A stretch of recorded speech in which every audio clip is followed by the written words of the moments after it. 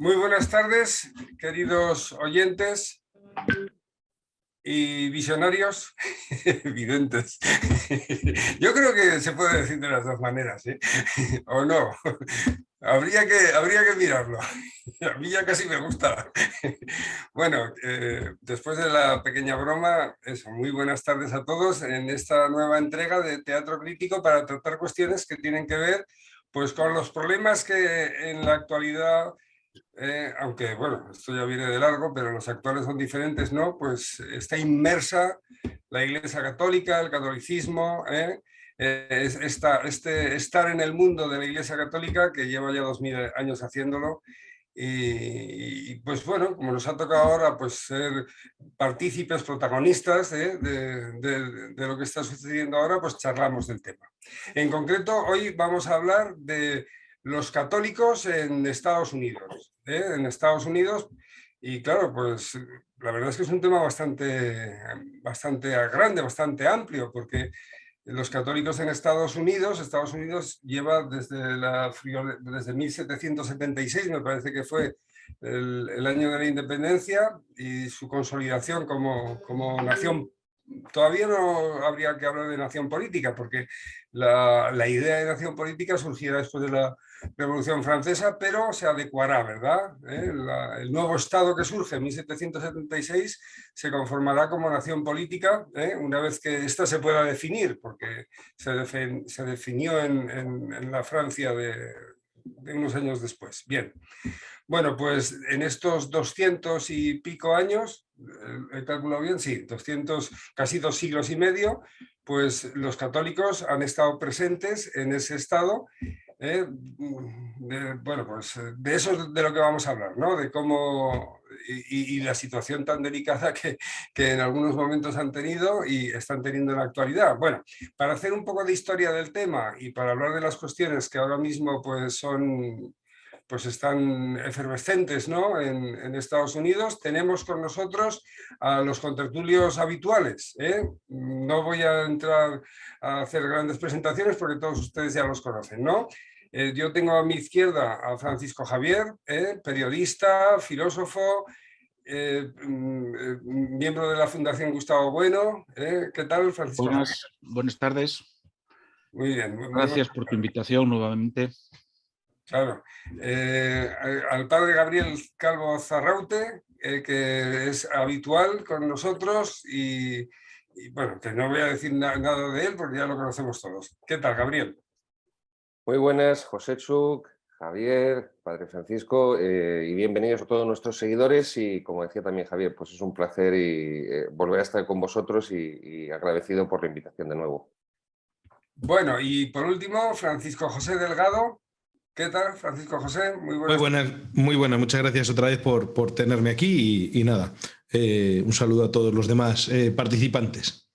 Pues hoy teníamos también la idea de que iba a estar con nosotros un quinto contertulio que si aparece, pues en un momento determinado yo ya se lo presento porque será nuevo, ¿no?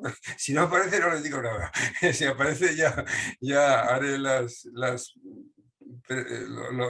presentación merecida de este señor, que la verdad es que es un poco raro que no haya aparecido. Bueno, pues muy bien, empezamos con la cuestión de hoy, ¿verdad? Católicos en Estados Unidos. Bueno, voy a hacer una pequeña introducción rápida a nivel histórico, ¿no? Porque, claro, católicos en Estados Unidos, antes de que fueron Estados Unidos en ese territorio, pues ya había, ¿verdad? Porque cuando entran los españoles desde Centroamérica, toman todo el sur, españoles y portugueses, pero bueno, españoles sobre todo, ¿verdad? Y luego van subiendo México, Hernán Cortés, y llegan hasta el noroeste. Estamos en el siglo XVIII, principio del siglo XVIII, bueno, de fechas Gabriel podrá puntualizar un poco más, pero yo estoy seguro de que llegan casi hasta, yo no sé si llegan hasta Alaska, pero no estoy muy seguro. Sí. Españoles.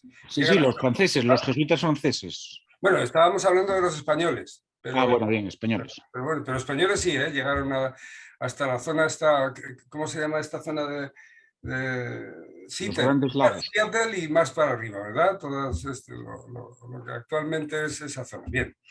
Bueno, pues, ¿qué es lo que sucede a lo largo del siglo XVII? Pues que los intereses imperialistas, pues de un reino pues, que está pues, en la cola de la historia, porque los que están a la cabeza de la historia, la verdad, es el Imperio Español, ¿no? Estamos hablando de Inglaterra, pues desde el primer momento trata de llegar a las costas americanas. Si no me confundo, con la Reina Virgen, con Isabel I, hay tres expediciones fallidas para llegar al norte de América, previas a que luego llegaran pues las compañías, un par de compañías, no me acuerdo cuáles son, dos compañías, pues para ir allí a aprovecharse de las materias primas americanas, para llevar allí pues colonos, ¿verdad? Los puritanos ingleses que habían salido ya de Inglaterra, pues porque no les gustaba nada cómo se acercaban en general los anglicanos, o sea, las trazas de catolicismo que tenían todavía los anglicanos. Entonces, esa crítica que hacían estos calvinistas puritanos a los anglicanos hizo que les llamaran puritanos, por cierto, por esa búsqueda de pureza, ¿no? La pureza, ya ven, la pureza era el centrifugar todo lo que oliera o supiera a catolicismo, ¿verdad? Bueno, pues como no estaban muy contentos, esos grupos puritanos ya se habían ido a Holanda, pensando que en Holanda pues iban a tener, pues no sé, pues un lugar estupendo, ¿no? Pues para vivir y desarrollar sus creencias, pero tampoco estuvieron muy a gusto. El caso es que aprovechando ese tirón de las compañías que ahora mismo no recuerdo cómo se llamaban, si me viene a la cabeza ya las mencionaré, ¿no? Eran dos compañías en concreto, igual Gabriel luego nos la puede mencionar. Entonces, aprovechando que estas compañías estaban yendo ya para el norte de América, la zona norte, ¿no?, del continente americano, entonces embarcan en un buque que se llama el famoso Mayflower, ¿no? Y aunque se confunden porque querían llegar a Freetown, creo que se llamaba, o algo parecido. No, Freetown, me he confundido con los negros. A una ciudad que ya estaba fundada en la costa, este de Estados Unidos, a la zona noreste de Estados Unidos. Entonces llegan a lo que actualmente es el territorio de Boston, ¿no? Y allí plantan la primera colonia, bueno, y siguen llegando puritanos y también de otros países, ¿de acuerdo? No solo llegan anglosajones puritanos, también llegan algunos holandeses, algunos, bueno, del territorio del norte de Europa, incluso católicos, incluso hay algunos católicos que llegan y fundan una de las 13 colonias, que si no me confundo es la de Maryland, la colonia de María, la tierra de María. Bien, bueno, el caso es que estas 13 colonias irán tomándole territorio pues a los que estaban allí, que a los indios, ¿verdad? Irán llegando gente pues en barcos cada vez más, ¿no? Desde toda la zona europea, irán llegando católicos también, aunque, pero vamos, ya podemos decir que ya no tienen una colonia concreta, pero bueno, pero siguen llegando católicos y desde luego que también están los católicos en México, ¿verdad? Pues no vamos a decir que eso hay que tenerlo bastante en cuenta, porque según va pasando el tiempo, luego tendrán que matar a los indios que se habían hecho católicos, ¿no? Porque, ¿por qué se llama Jerónimo Jerónimo? Pues porque vivía en una ciudad que estaba perfectamente civilizado y entre los mexicanos que se habían separado de España y los americanos y los norteamericanos que se querían comer todo ese territorio de Nuevo México, pues le hicieron el sándwich y claro, los apaches se cabrearon, ¿no? Se cabrearon y se levantaron, pero estaban ya más que civilizados. Desde luego que las películas del oeste, cuando habla de los apaches, flaco favor les hacen a la, vamos a decir entre comillas, verdad histórica, ¿verdad? Es una narración bastante sesgada, ¿no?, de esa realidad, ¿no?, de los indios del sur, sobre todo de los apaches, cherokees, chiricahuas y unos cuantos. Bien, bueno, a lo que vamos, ¿no? Los católicos están ya presentes, están presentes, y si no hubiera sido pues porque todos estos protestantes tan diferenciados entre sí, hubieran conseguido, pues consiguieron también, ¿no? Pues bajarle un poco, bajarle el pistón un tanto a ese puritanismo, ¿no? De estos que habían llegado en el Mayflower y otros que pensaban como ellos, pues quizá si hubiera tratado en el origen, en el primer siglo y pico, ¿no? Hasta que se consolidó el Estado norteamericano, hubieran tratado a los católicos como se les trató en Inglaterra, que no sucedió así, la verdad es que no sucedió así, ¿no? Ya saben todos ustedes que en Inglaterra pues no hay católicos, pues porque los mataron a todos, y mataron no solo a los católicos, sino a los amigos de los católicos. Nosotros ya no estudiamos, ¿no?, cuáles son los argumentos para matar católicos, pero bueno, hay argumentos políticos, ¿no? Había que echar, ¿no? Porque el católico español papista era más o menos algo que era el enemigo de la consolidación del reino a partir de Isabel I, sobre todo, ¿verdad? Entre Enrique VIII y Isabel, la reina virgen, estuvo María, pero fue una lástima que se muriera, ¿no? Porque podíamos habernos juntado, porque se había casado con Felipe II y durante 4 años, si no me confundo, Felipe II fue rey de Inglaterra, rey consorte por lo menos, ¿no? Bueno, el caso es que en Inglaterra los teóricos eran, incluso Locke, vamos a por señalar, ¿no?, un momento, ¿no? John Locke, que por cierto en el instituto nos hacen pues leer, estudiar, que les expliquemos la Carta de la Tolerancia de Locke. Claro, yo me niego a contarles la Carta de la Tolerancia de Locke, y lo que hago es que lean algunos fragmentos del ensayo sobre la tolerancia de Locke, ¿no? Porque una cosa es la carta y otra es el ensayo, ¿no? En el ensayo lo que dice en un montón de párrafos es que hay que tolerar a todas las iglesias, todas menos a la católica. A los papistas no se les puede tolerar, ¿no?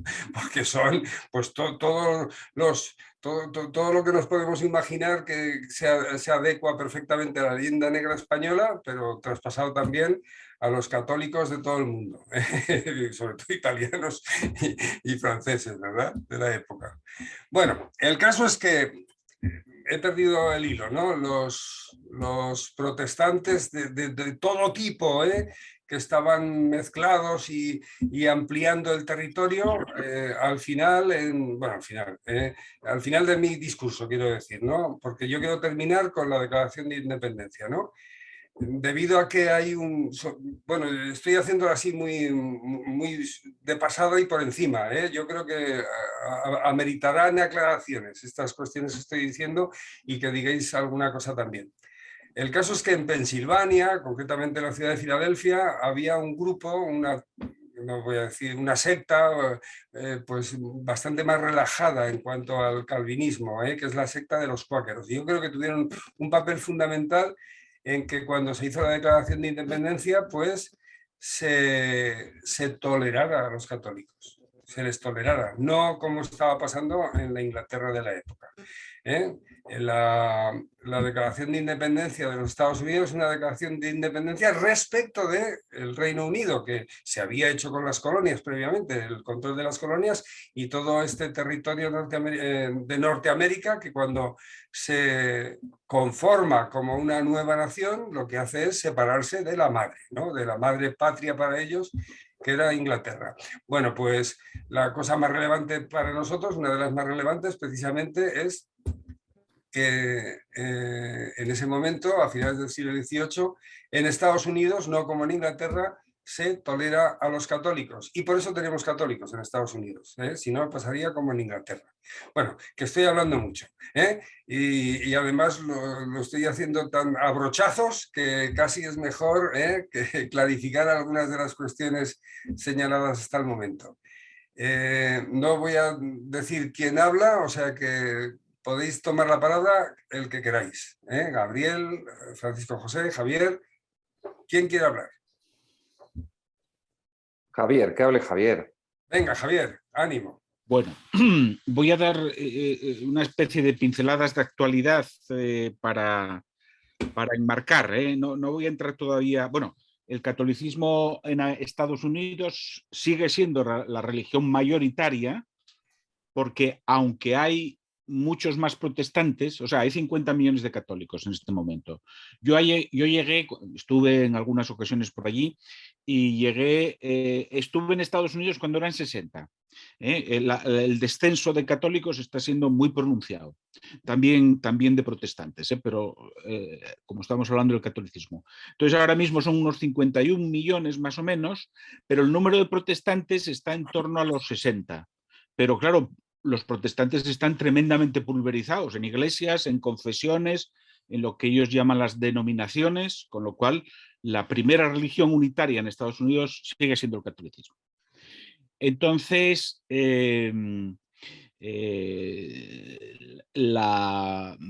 que voy a decir es simplemente a raíz de dos libros. Uno, que se acaba de publicar, y yo lo recibí esta misma semana, Jesús y John Wayne. Y el subtítulo dice: cómo los evangélicos blancos corrompieron una fe y fracturaron una nación. Bueno, esto es de plena actualidad, porque los evangélicos conservadores, aquí dice blancos conservadores, tendrían, según esta, es una autora, bueno, solo le he echado una ojeada y me parece que en ciertas cosas afina muy poco, pero bueno, el ídolo, de ahí el título, el ídolo de esos evangélicos conservadores blancos, pues sería John Wayne. ¿Por qué? Que era católico. Que John Wayne, bueno, era católico. Estaba casado con una católica, efectivamente, una mexicana. Se hizo católico. Sí, por eso se hizo católico. Pero bueno, no sé a qué altura, es verdad que ahí no tengo claro. Entonces, ¿qué coge esta señora? ¿Qué coge John Wayne? Su presencia, lo que se llama, los análisis que se hacen ahora de género en el cine hablan de la masculinidad. Y entonces hay unos... Tóxica. Masculinidad, sí, tóxica. Bueno, la masculinidad de John Wayne es considerada hoy masculinidad tóxica, pero también la de Gregory Peck y la de Gary Grant y la de... Bueno, entonces, ¿por qué? Pues porque tenía una buena planta y porque actúa en personajes con una firmeza moral y de convicciones muy grande. Incluso en la película, la película de vaqueros más sencilla que queramos ver, en la que trabaja él, que hizo casi 120, le encontramos como un personaje muy construido y muy sólido. Y incluso en disposición no, digamos, exclusivista o racial contra los indios, sino incluso colaborando con ellos y tal. Bueno, no vamos a entrar en más esto. Entonces, este evangelismo blanco o evangelismo muy, muy conservador en muchos aspectos o muchos de los grupos evangélicos son estrictamente fundamentalistas, o sea, hacen una lectura literal, sin mover una sola coma de la Biblia. Y como es de todo sabido, la Biblia es un libro que contiene tantas peripecias, no solo ya del amor entre los hombres, me refiero al amor y el respeto de los hombres, el respeto por las mujeres, etcétera, sino batallas y destrucción de ciudades que son de otros pueblos, la conquista de Caná, etcétera, etcétera, que claro, en la Biblia encuentran todo lo que necesitan para emprender una guerra contra quien haga falta, ¿no? Bueno, porque aplican esa lectura literal y no una lectura a la luz del Nuevo Testamento. Bien, y luego otro libro, y con esto ya termino es este que conoceréis, bueno, porque ya es más antiguo, que se llama La religión americana, de Harold Bloom. Harold Bloom es un ensayista, un crítico literario y ensayista estadounidense, judío, y este libro de la religión americana es divertidísimo, porque nos encontramos, ¿a qué llama la religión americana? No al catolicismo, ni siquiera al evangelismo. Él dice que lo más elocuente en la religión americana es el adventismo y es el bautismo y es los mormones, etcétera, etcétera. Es decir, aquellas religiones más castizas y más peculiares que, por ejemplo, en el caso de los mormones, deforman el evangelio y adoran o veneran a un personaje llamado John Smith que directamente reescribió el evangelio para meter sus ideas. Bien, por tanto, ¿qué quiero decir con esto? Entre los evangélicos, por un lado, y la religión americana de este tipo, Estados Unidos es un merecumbe tremendo, pero muy interesante.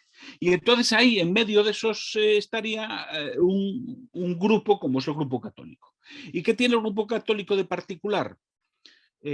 Dos apuntes históricos. Primero, que se impregna a lo largo de los años, concretamente, bueno, efectivamente desde la independencia, desde los inicios de la nación americana, se impregna de muchas formas de vivir la fe propias del protestantismo.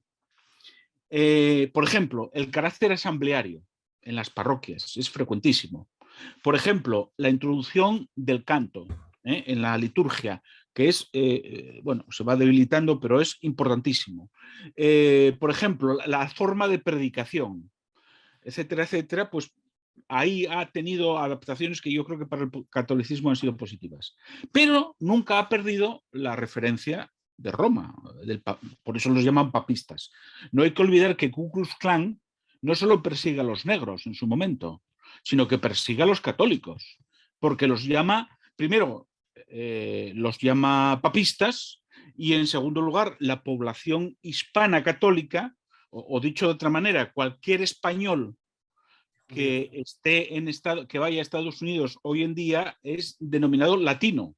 O sea, yo de Gijón voy a Estados Unidos y soy latino, porque muchos estadounidenses, yo diría que la mayoría, no saben exactamente dónde está España. Creen que es una prolongación de la península del Yucatán o algo así, ¿no? O sea, un desastre. Somos no blancos. Bueno, no. Sí, pero eso es la expresión de corrección política. No blancos. Bueno, pero bien, tú lo has dicho, ¿no? Entonces, el Ku Klux Klan persiguió a los católicos. Bueno, y entonces, y sin embargo, los católicos son enormemente respetados por las... estoy dando eso, como tú, algunos bruchazos y tal, luego se puede precisar mucho. Son admirados por la constancia con la que han mantenido la moralidad, por ejemplo, la moralidad de su religión cristiana o la moralidad de la religión cristiana y particularmente católica. Un ejemplo nada más. Cuando los grandes productores de cine de Hollywood, los grandes estudios, los Warner, la Metro-Goldwyn-Mayer, etcétera, etcétera, crean un código, el código de censura del cine, que es un código autoimpuesto.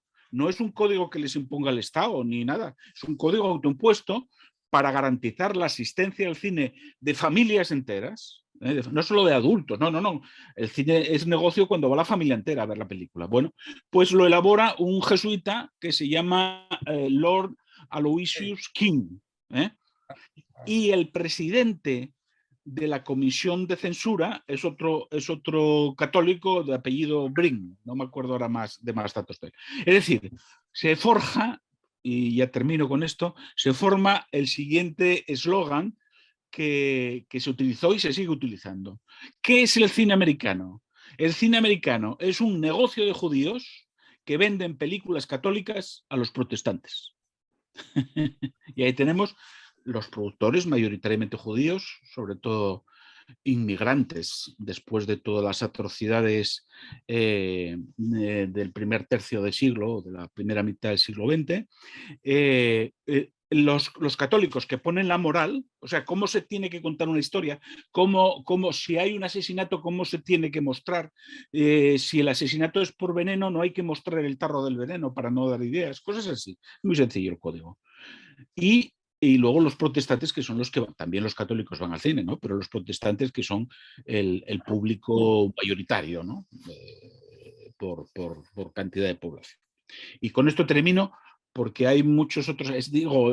Yo soy un entusiasta de estudiar el catolicismo y la religión americana en su conjunto desde hace tiempo, porque ya digo, es un panorama tremendamente rico en cuanto a contrastes, en cuanto a esto.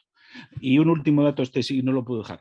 La apreciación, voy a dar el dato exacto, porque es un dato de máxima y reciente actualidad. La apreciación por el Papa Francisco, en febrero de 2014, un 54% de los católicos lo considera excelente o bueno, el 54%. En la actualidad, el 31%. O sea, hay una caída de casi 20 puntos. Y los que en el 14, en febrero del 14, consideraban que, bueno, era una cosa pobre, no un pontificado, el Papa no haría gran cosa, eran un 40% y hoy son un 62%. Es decir, es un crecimiento también en torno al 20%. Es decir, ha habido una desafección con el Papa Francisco del 20% y una afección al Papa de un 20%. En una población en la que el 46% vota al Partido Demócrata y el 47% al Partido Republicano, los católicos. Y con esto, bueno, por unas pinceladas así para inspirar. Oye, pues antes de pasar la palabra a nuestros colegas, los católicos forman lo que se llama la Liga de la Decencia, ¿sabes? Que la aplaude Pío XI. La aplaude Pío XI, claro. Además Pío XI escribe la Divini Iuris Magistri para hablar de estas cuestiones. Pero bueno, eso era un dato. No, y esa Liga de la Decencia es la que presiona a los productores para que se autoimpongan un código de censura, que por otro lado es interesantísimo. El gran cine que se hace en Hollywood es gracias al código de censura. Esto claro, esto es como decir una herejía desde el punto de vista del arte y de las libertades. Dice, no, están tan acotadas ciertas cosas que las magníficas historias que logra parir el cine americano y los estudios son formidables. Pensemos, por ejemplo, en Casablanca, o pensemos en La Diligencia, pensemos en lo que queramos, son tan formidables gracias a que tiene un código que acota. Es como si estuviéramos en un periodo clásico, el periodo renacentista, donde hay muchas reglas que luego el barroco va a saltarse, y no digamos ya los siguientes movimientos, pero el periodo clásico del cine es precisamente un periodo muy acotado, muy acotado. Sí, señor. Muy bien. Bueno, Francisco José, ¿tú mismo? Venga, a mí este tema último que acabas de comentar me parece muy, muy interesante. Como ferviente partidario del capitalismo, cuanto más salvaje y más radical mejor que soy, me parece muy interesante porque es justo lo contrario de esto que hay ahora, ¿no? Que al final ha llevado a ese aforismo ahora que dicen en Estados Unidos lo dicen en inglés, perdón por el brutalismo, ¿no? Que dicen go woke, go broke, ¿no? Si haces cosas progres, te vas a la ruina, en el fondo, ¿no? Entonces, en el fondo dices, no hace falta un gobierno, una autoridad, sino que ellos mismos dicen, si quiero venderle películas a familias, tengo que adaptarme a lo que se puede vender, cosa que me parece una cosa muy sana, ¿no? Y que ha pasado después. Entonces, sobre este tema, alguna cosa que has abierto tú, Joséchu, con el tema del origen, ¿no? Mismo de Estados Unidos, a mí me parece muy interesante ver el hecho de que Estados Unidos es, no sé, yo la veo como la primera nación moderna, bueno, en general, la primera nación que crece y que se forma con un espíritu de pura ley natural, vamos a decir, una cosa así, ¿no? Todas las naciones han tenido un origen más o menos de tipo religioso o incluso mítico. El mito fundacional, que uno lo puede ver en la Declaración de Independencia de Estados Unidos, es un mito que implica en la defensa de la ley natural, cosa que, bueno, para nosotros, para los católicos, está bien hasta cierto punto porque entraría dentro del segundo tipo de liberalismo, creo yo, que establece León XIII en la Libertas, pero bueno, quiero decir, sobre todo para la situación en la que está, porque es una nación, como estás diciendo, que los católicos empiezan siendo minoría, si exceptuamos obviamente toda la presencia católica española, pero me refiero en cuanto a lo que luego va a dar los Estados Unidos, es decir, a las colonias inglesas. En las colonias inglesas los católicos van a ser minoría, van a estar bastante perseguidos, pero luego cuando se funda con la independencia de Inglaterra como tal, ese mito fundacional de la nación, hay una tendencia a, por un lado, decir esa tolerancia, libertad religiosa, llámese como se quiera, pero sobre todo a fundamentar que la ley natural debe ser lo que inspire el gobierno, ¿no? Y bueno, es muy, muy famoso, ¿no? Pues el origen, el arranque de la Declaración de Independencia, donde se habla de estas, como, vamos a ver, tengo aquí alguna traducción, por ejemplo, que es muy conocida, donde se dice el tema de que hay unos principios, unas verdades, ¿no? El tema de los derechos inalienables del hombre, etcétera, que dice, sostenemos como evidentes estas verdades, que los hombres son creados iguales, que son dotados por su creador de ciertos derechos inalienables y que entre estos están la vida, la libertad y la búsqueda de la felicidad. Es decir, hay unas leyes naturales y además, que esto está muy bien porque frente digamos a las tendencias ilustradas francesas, donde se hablaba también de derecho natural. El derecho natural es algo que nace desgajado del creador y de la religión. Aquí no, aquí está el creador como legislador.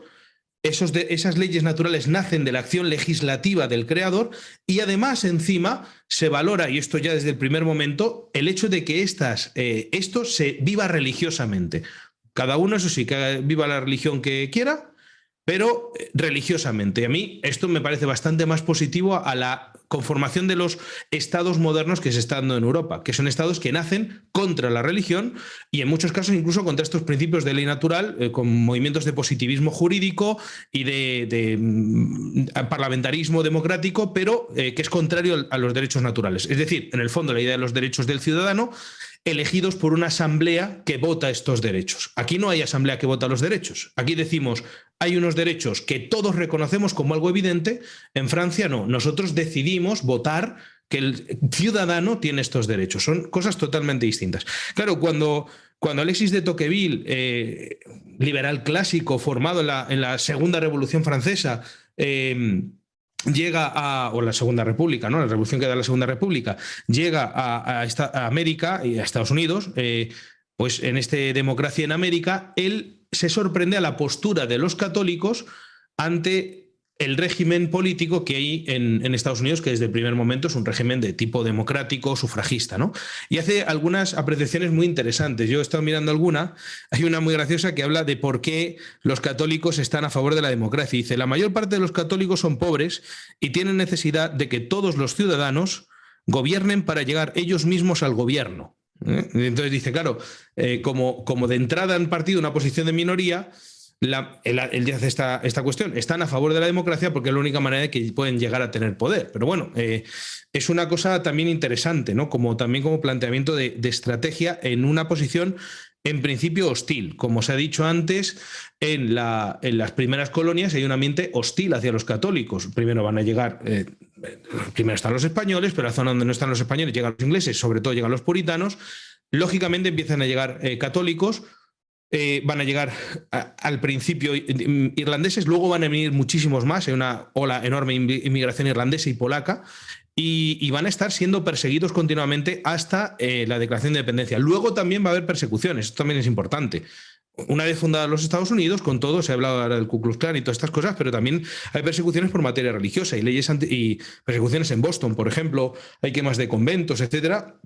Como va a pasar en Europa, quizá por motivos distintos en algunos casos, pero también va a pasar. Entonces, bueno, en cualquier caso, todo esto hace, para terminar, que el sentir católico que se funda en Estados Unidos de principio va a ser un poco distinto al de los demás. Es curioso, ¿no? En algunos casos, posiblemente, y esto lo señala Alexis de Tocqueville, hay una aceptación más pacífica de esta pluralidad religiosa, que esto desde el punto de vista católico, en fin, puede tener su dificultad, pero sí que prepara al catolicismo en América, en Estados Unidos en concreto, para vivir una situación que lamentablemente se ha dado hoy, que es el hecho de que los católicos vayan siendo minoría. Como ha dicho Francisco Javier antes muy bien, mayoría en cuanto a confesión, pero minoría respecto a la población general. Esto es una cosa que ya estamos viviendo en Europa y que en Europa nos cuesta ponernos en esa situación. En Estados Unidos, como lo han vivido desde el principio, creo que lo han sabido hacer mejor, ¿no? Ha podido tener riesgos también, pero en cualquier caso es muy interesante fijarse en esta perspectiva. Y bueno, para empezar yo diría eso. Pues muy bien, creo que le toca a Gabriel, o sea que directamente, querido amigo. Javier, cuando yo era niño, mis modelos de referencia viriles, masculinos, de lo que era un hombre, eran John Wayne y Clint Eastwood. Y tengo 41 años y veía con mi padre las películas del oeste. O sea que cómo ha cambiado, o cómo han cambiado, mejor dicho, la mentalidad de los españoles en estos últimos decenios. Bien, respecto por hilar un poquito más fino de una cosa muy interesante que ha dicho Javier acerca de la interpretación que hacen de las escrituras los protestantes, yo hilando un poquito más fino diría que hay que diferenciar entre literalidad y literalismo. Sí, la enseñanza católica dice que la Sagrada Escritura ha de ser leída literalmente y que la base es la interpretación literal, y de ahí, según esa literalidad, se interpreta cuando es de lo que, lo que el texto está diciendo es el texto al que hay que remitirse. Por ejemplo, cuando cuenta en el Evangelio que Jesucristo camina sobre las aguas, no es una metáfora, como dirían después el protestantismo liberal, y porque ahí está toda la influencia de Bullmann con su desmitologización de la Sagrada Escritura, de tal modo que cualquier elemento de los evangelios que tenga un componente sobrenatural y no pueda ser explicado por simples motivos, simples causas naturales, pues es una metáfora. Y estaría, por ejemplo, la interpretación del Apocalipsis, que ahí evidentemente nos aparece una interpretación literalista, porque la bestia con las 7 cabezas, con los 10 cuernos, pues yo simplemente por apostillar eso que ha dicho muy correctamente Javier. Discúlpame, porque sí, pero son cosas en las que tanto el cristianismo católico como el no católico defienden la inerrancia, es decir, que eso sin duda. Pero, y esto es algo que comentaba Gustavo Bueno con frecuencia y es muy interesante, y termino. El catolicismo no es una religión fundamentalista. ¿Por qué? Porque tiene 2 fuentes. Tiene la fuente de las escrituras, respetada como tal, pero luego tiene la tradición, que es la que va leyendo la Biblia a lo largo de los siglos y precisando cómo se ha de leer o cómo se ha de interpretar. Y eso no lo tiene el protestantismo, sencillamente porque dice solo la escritura. Yo cojo la escritura y ya me arreglo. No, eso es peligroso. Bueno, perdón. Por eso, Javier, siguen buscando el barco de Noé todavía. Sí. Bien, bueno, pues, pero mira, muy interesante también esto que dices, Javier, porque cuando antes has hablado de las encuestas del Papa Francisco, esto no empieza ni mucho menos con el Papa Francisco, pero sí es cierto que está llegando a su máxima expresión con el Papa Francisco. Las 2 fuentes de la revelación en el catolicismo, que son la Sagrada Escritura y la tradición, en este pontificado contemporáneo con el Papa Francisco, están siendo fagocitadas por el magisterio papal. El magisterio papal está fagocitando la tradición, está fagocitando la Sagrada Escritura, se está ubicando por encima de ellas y al final es el magisterio del Papa el que determina qué es y qué no es conforme con la tradición de la Iglesia y qué es lo que hay que interpretar de la Sagrada Escritura como siempre se interpretó en la Iglesia o que hay que interpretar de una forma distinta. Muy bien, respecto a lo que decía el padre Francisco José, bueno, podríamos entrar en muchos debates. Yo en parte entiendo desde posicionamientos católicos lo que Locke puede aportar de positivo, veo también lo mucho que puede aportar de negativo. Lo mismo que la obra que has citado interesantísima de Tocqueville. Sí que coincido completamente contigo en que el Estado moderno, el Estado que nace en 1648 tras la paz de Westfalia, cuando se instaura la hegemonía protestante en Occidente hasta hoy, y por eso la leyenda negra se instaura en Occidente hegemónicamente hasta hoy, pues el Estado moderno surge contra la cristiandad, que es lo que había antes, porque es el luteranismo, es el protestantismo el que destruye, el que fragmenta la cristiandad y el que fragmenta la unidad de los pueblos de Europa que había desde esa cristiandad medieval forjada. Y luego, por seguir, creo que es muy interesante porque estamos en este programa de hoy jugando en una línea de pasado y presente, y estamos yendo del pasado al presente con mucha movilidad y con mucha rapidez. Creo que eso es bueno. Puede que alguno de nuestros seguidores se pueda perder, pero creo que es bueno porque te ayuda a elaborar una imagen de conjunto, una imagen global que, aunque no sea tan lineal, porque seguimos jugando con esa línea de relacionar el pasado con el presente y volver del presente al pasado, pero creo que colabora también mucho de cara a una comprensión unitaria de una cuestión tan compleja, porque es bastante complejo en sí todo Estados Unidos. cuando se quiere el antiamericanismo, que en España España es el país europeo más antiamericano, y esto lo señala María Elvira Roca Barea muy bien en su obra Imperiofobia y Leyenda Negra. España es el país más antiamericano de Europa, porque es el país donde la izquierda conserva una influencia cultural, política, social, educativa más asentada y más arraigada que en cualquier otra nación. Entonces, claro, se tiende a tener en España, nuestros seguidores de Hispanoamérica, no sé cómo serán sus naciones correspondientes, pero creo que para nuestros seguidores españoles es evidente que en España siempre se proyecta una imagen de los Estados Unidos como si fueran imbéciles, como si fueran tontos, pero eso sí, son los que tienen el dinero, el poder, el ejército, los medios, y es una situación de amor-odio o de amor-admiración, porque al final cada vez más todos los patrones culturales españoles copian más los patrones culturales norteamericanos. Y ahora sí, ya enlazo con lo que ha comenzado Joséchu, de esas pinceladas. A partir de 1846, cuando se produce ese exterminio de católicos en Inglaterra, esa gran hambruna que produce ese genocidio de católicos irlandeses, a partir de esa fecha es cuando empezarán a emigrar en masa a Estados Unidos, huyendo de ese infierno al que los protestantes anglicanos les someten y que les está diezmando.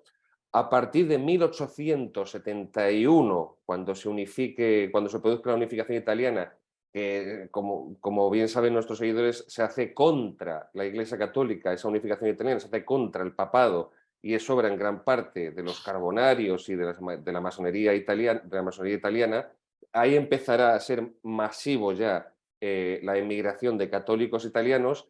Y la inmigración de católicos polacos, a la que antes se refería también el padre Francisco, no voy a entrar ahora porque eso me daría para mucho. Sí es verdad que el ciclo revolucionario, como también antes apuntaba Javier y Joséchu, el ciclo revolucionario de la edad contemporánea comienza en América, en 1776, con la Declaración de Independencia, pero porque tenemos que tener una visión unitaria, una visión amplia de conjunto, una visión global. No puede separarse la religión de la política, ni puede separarse la política de la religión. En esas 13 colonias británicas, lo que hoy es Estados Unidos, no existían los elementos característicos del antiguo régimen. Luego, la primera revolución, que es la norteamericana, con la que se abre la edad contemporánea, la revolución que sirve de prólogo a la Revolución Francesa, no se hace contra el antiguo régimen, se hace contra el Imperio Británico, contra la corona británica, pero estamos hablando de unos territorios, de esas 13 colonias, donde esas características definitorias del antiguo régimen no existen. Sí, no hay una presencia de la Iglesia, no hay y por tanto un régimen político-cultural de cristiandad, no hay una monarquía, no hay un monarca residiendo en esos territorios, no hay una nobleza propia también del antiguo régimen, no hay un ejército que esté comandado, un ejército real comandado por nobles. Luego, la independencia norteamericana es a la vez, sí, un movimiento de emancipación e independencia, pero también es una revolución política, porque cuando Estados Unidos se proclama como colectividad independiente, adopta todas las formas propias y aquí enlazo con lo que decía el padre Francisco, del régimen liberal, de la revolución liberal, del liberalismo de Locke, que es un liberalismo inglés, que no es el liberalismo rusoniano posterior y que es un liberalismo más moderado, como la masonería inglesa siempre será más moderada y no tan agresiva, que a diferencia de la masonería francesa, que será luego la que se trasplante a España a partir de 1808 con la invasión napoleónica. Y es verdad, también hacíais referencia a Maryland, Joséchu. Es verdad que de esas 13 colonias no son todas iguales y esos colonos no son todos iguales.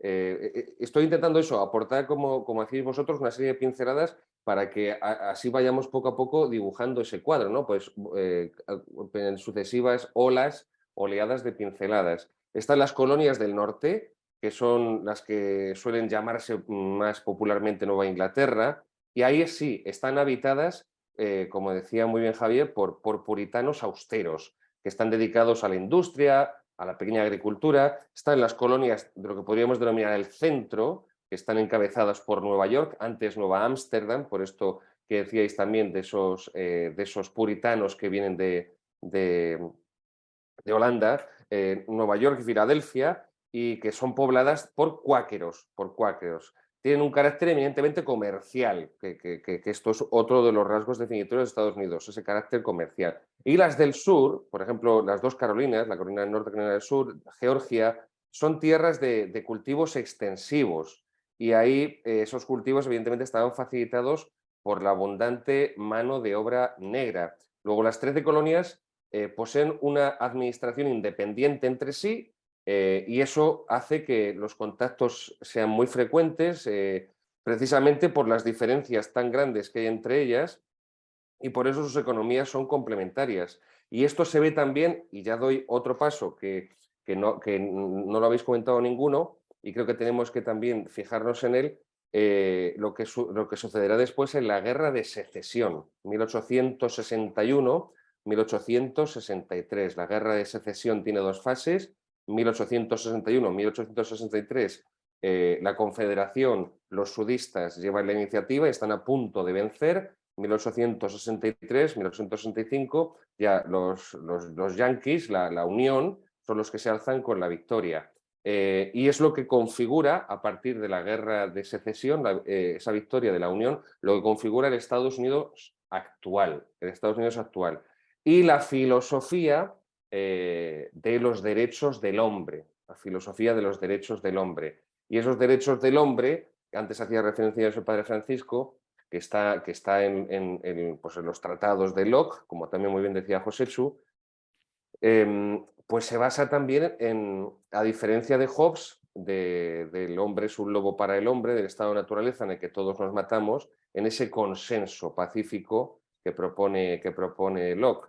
Claro, ahí entra también lo que decíais de la concepción de la religión en general, y esto abarca a las denominaciones, a todas las sectas protestantes y también al propio catolicismo norteamericano, el mercado, porque eso es algo muy propio de Estados Unidos, el comercio, esa mentalidad comercial, y claro, así se establece esa mentalidad, insisto, tanto para católicos como para cualquier otra ramificación de los protestantes, de un mercado religioso donde cada uno libremente, pues como en el mercado tienes 7 marcas distintas de cereales o de yogures para elegir la que te guste más o la que sea más barata o la que tenga un sabor que te agrade más, bueno, pues esto es lo que desde entonces lleva en su seno la concepción de la religión al norteamericano modo, y que, insisto, es transversal y afecta tanto a protestantes como católicos. Y ya concluyo, por eso surgirá de ahí, en el siglo XIX, la herejía del americanismo que responderá a ella León XIII, y que sostiene con la Testem Benevolentie, ese documento pontificio, Testem Benevolentie. ¿Y qué dice el americanismo? Y ya lo dejo aquí, porque aquí ya abro un melón que nuestros seguidores verán que está de actualidad absolutamente.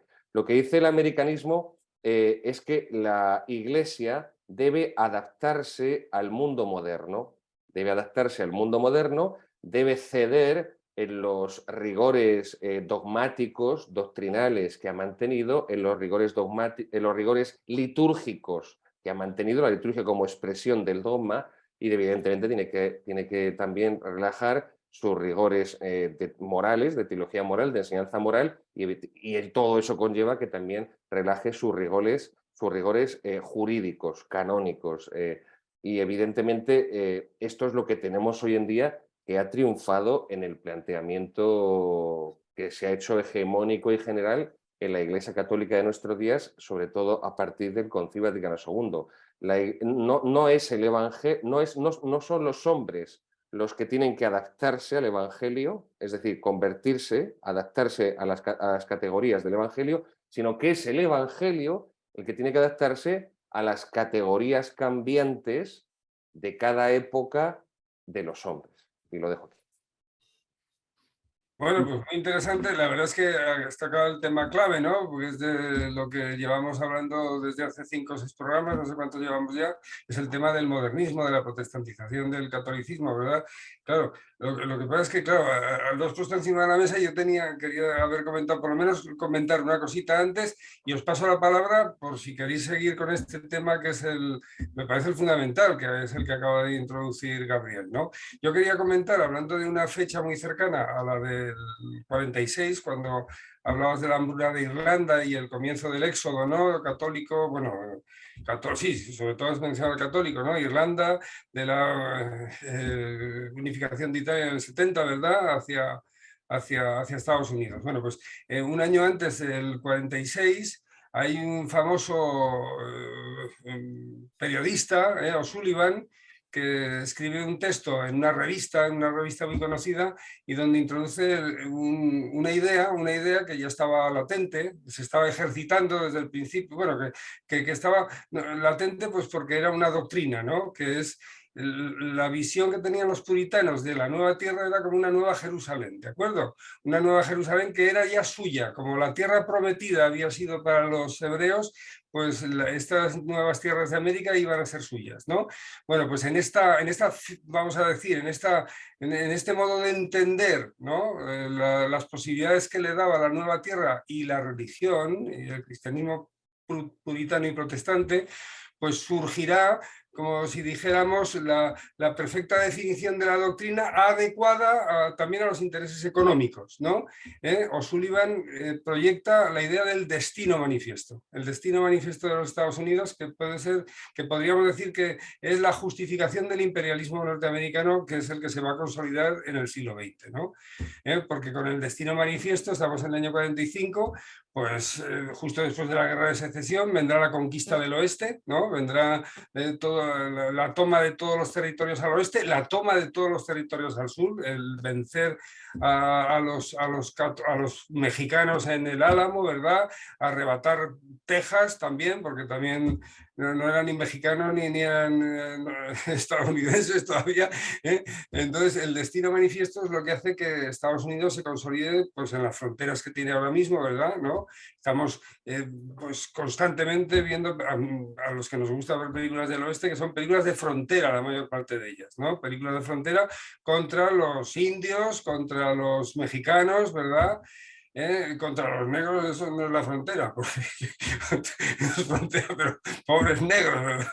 Que desde que empezaron a llegar todos y llegaron negros y llegaron ya esclavos, ¿verdad? Pero bueno, eso es una frontera interna, ¿no? Bueno, pues quería introducir ese tema, ¿verdad? Y ahí están todos, porque los intereses financieros, pues da igual ser protestante que católico. Ahí tenemos nada más ni nada menos, por ejemplo, ¿no? La familia de los Kennedy, que era absolutamente millonaria, ¿no? Se hace millonaria en Estados Unidos y llegó a presidente, uno de ellos. Bueno, ya hemos hablado de los Kennedy, ¿no? Con estas cuestiones de su malograda presidencia, ¿verdad? Por los motivos políticos que ya los hemos mencionado. Bien, bueno, dicho esto, que tenía ya, pues, a partir del discurso de Gabriel preparado para decir, creo que merece la pena, bueno, ya llevamos una hora, pues que por lo menos en un ratillo largo, pues vayamos al melón que ha abierto Gabriel, ¿verdad? Gabriel ha abierto el melón de la protestantización, y de la protestantización que está dándose en Estados Unidos paralelamente a lo que está sucediendo en toda Europa y en el mundo, vamos, con el catolicismo. ¿Quién toma la palabra? Por orden, como antes, Javier, ¿te parece bien? Sí.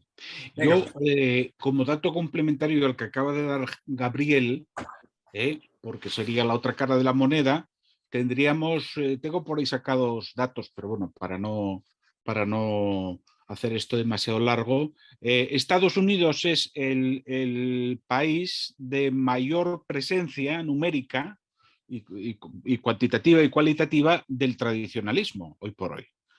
Primero porque es un país con casi, yo creo que ahora anda cerca de los 300 millones de habitantes, pero bueno, en cualquier caso, con 50 millones de católicos, que serían más de los que hay en España o de los que hay en Francia o de los que hay en otros países. 50 millones de católicos. Y todas las instituciones tradicionalistas están presentes en Estados Unidos, con varias comunidades, por otra parte. Y con una fuerza importante. Importante. Y creciente, y creciente, Javier. Y creciente. Sí. Ha crecido exponencialmente en los últimos 15, 20 años, en lo que va de siglo. Bien, ¿qué había antes? Había, desde luego, en los años 60, el catolicismo es más bien un catolicismo liberal. Sin llegar, digo, liberal en el plano social, en el plano social y político. Predomina la adhesión al Partido Demócrata, a las posiciones de no violencia, etcétera, etcétera. Hay un predominio. No digo que todos los católicos estén en esa tendencia, pero es la que predomina. Voy a poner un dato que yo creo que es muy representativo. Cuando se produjo el asesinato de los jesuitas de la UCA en el año 89, yo en aquellos momentos estaba en la compañía y hubo mucho movimiento de jesuitas que venían de allá, de Centroamérica, y que paraban por acá porque tenían que ir a informar a Roma o porque y nos iban explicando los pormenores de todo aquello. Y uno de ellos, recuerdo que dijo, las protestas que ha habido después del asesinato, en toda Latinoamérica, incluso en todo el mundo, podríamos decir, porque hubo protestas, dice, no son comparables a las protestas de los católicos en Estados Unidos, que fueron brutales. ¿En qué sentido? Pues que llegaban un par de centenares o tres, no por masivas, llegaban con unas furgonetas cargadas con vejigas y con globos también de sangre de cerdo, y cogían y teñían el Capitolio de rojo hasta que llegaba la policía y los expulsaba. Es decir, que los católicos estadounidenses estaban profundamente implicados con los movimientos próximos a la revolución, a la liberación, etcétera, etcétera. Jesuitas estadounidenses que acudieran a dar clases a Centroamérica, a las universidades jesuitas de Centroamérica y a otras universidades, se contaron entonces por decenas. Bien. Presente. Ya digo, hay una equiparación entre votantes, por dar una referencia, ¿no?, entre votantes del Partido Demócrata y votantes del Partido Republicano. Pero en ese tanteo, a la vez hay que incluir lo que en este momento decía del crecimiento del tradicionalismo en esto.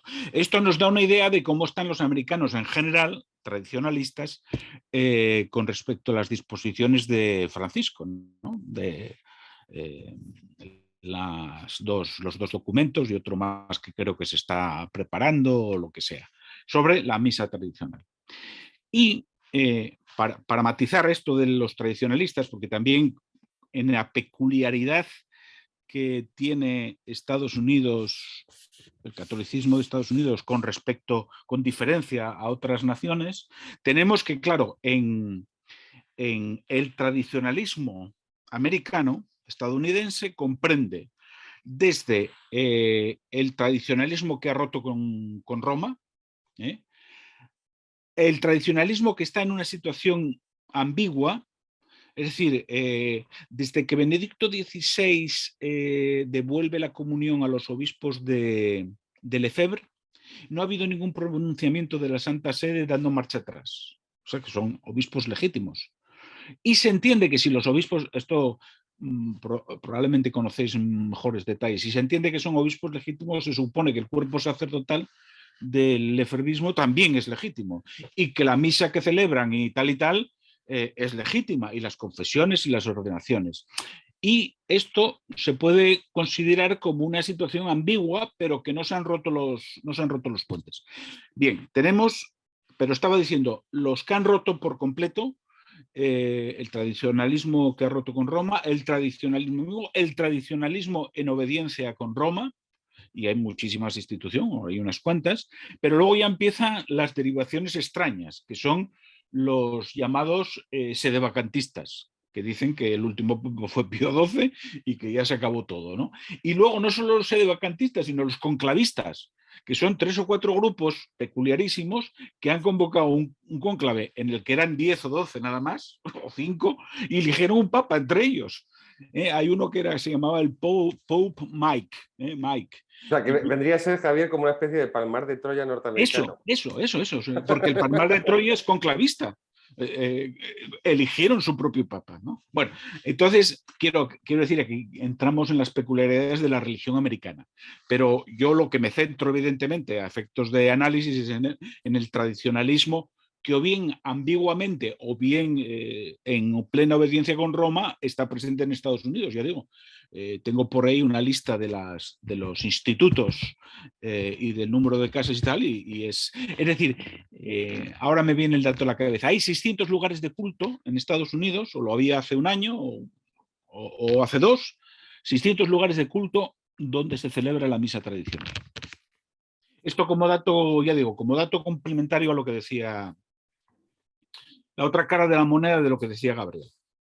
No, y además, esto que dice Javier es interesantísimo porque, sobre todo, han sido durante los 10 últimos años del pontificado del Papa Francisco, cuando son 4 documentos, Javier. En los 2 últimos años se han elaborado 4 documentos contra la misa tradicional, contra el sínodo alemán todavía no ha publicado ninguno Francisco, pero cuanto más persigue Francisco la misa tradicional, cuanto más es la deriva hacia el modernismo más que la de su pontificado, más son el crecimiento de católicos tradicionalistas en Estados Unidos. Los que decías, de hecho, no, un instante. A mí me confundió mucho la decisión de Francisco porque no me explico en torno a qué bases o sobre qué bases la tomó.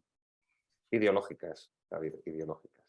Sí, bueno, bien. Y me llama la atención porque es una forma de complicar mucho la vida, bueno, la suya, la de otros, y complicar la vida de la Iglesia. Porque, bueno, es decir, puedes decir, oye, no hacen daño a nadie, eso es evidente. ¿Puede haber grupos que estén aprovechando eso para echar atrás el Vaticano II, etcétera, etcétera? Pues sí, lo sabrá, pero bueno, no tengo yo claro el análisis de esos pasos que dio. No obstante, por lo que comentabas también, y ya no solamente por grupos tradicionalistas, la Iglesia Católica en Estados Unidos actual es enormemente heterogénea. Quiero decir, y yo creo, al menos por los episcopados que conozco así en Europa y en países de América, me parece mucho más claramente heterogénea, por ejemplo, que lo que pueda haber en el episcopado español. Que en el episcopado español los obispos son bastante parecidos. Tienes un par o 3 que son un poquito más lanzados a la hora de hablar claramente en general, pero no tienes ninguno escandalosamente progre, en fin. No lo va a decir el padre Francisco, no lo va a decir, lo digo yo. Bastante melifluos. Hay un concepto melifluo y esto no existe entre los Estados Unidos. O sea, en general son flojos en casi todo. Ya digo, llaman la atención, pues eso, pues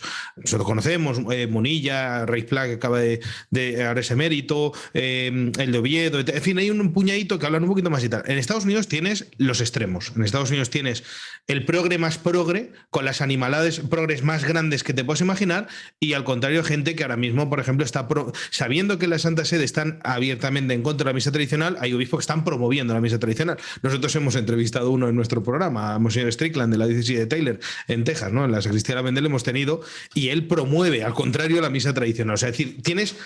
Eso en España, por ejemplo, no existe. No hay obispo en España promoviendo la misa tradicional y ahí tienes un obispo diciendo lo mucho que le gusta celebrar la misa tradicional. O sea, es muy llamativo. Y eso, a ver, es casi un único. Yo esto lo he visto en otras zonas en América. Por ejemplo, puedes tener diferencia de obispos en cuanto a proveniencia. Por ejemplo, yo conozco muy bien Perú.